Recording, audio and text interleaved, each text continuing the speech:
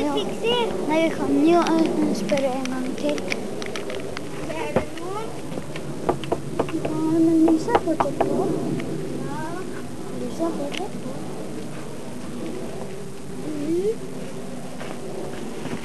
Det har jo evigheter. Vi går opp til skrått. Nei, vi har ikke lov til å gå opp dit. Vet du? Ja. Jeg hørte noe bra. Jeg hørte noen som sa ja.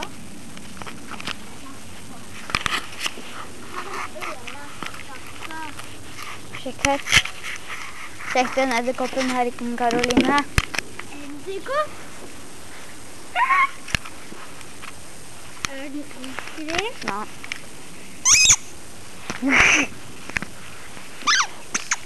Ikke død. Hvem er den sin? Sikkert Trixie. Det var skummelt å ta på den. Da. Skal du holde på den?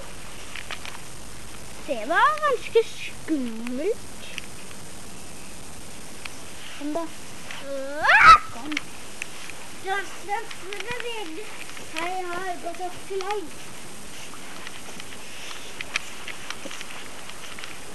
Hva kan vi gjøre? Vi kan bare gå rundt omkring. Se, kunstgress. Det er kunstgress. Det er egentlig gress. Nei, det er kunstgress. Hvor det er sånne plater. Det er en plate, Karoline. Det er kunstgress.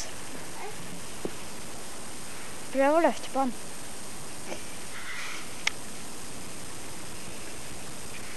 Hvordan?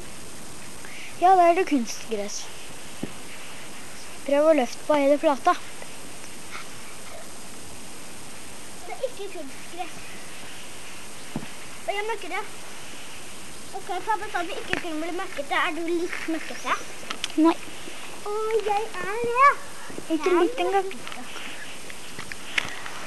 Men nå må vi gå. Skal du inn? Nei, vi skal gå en liten tur. Og kutt.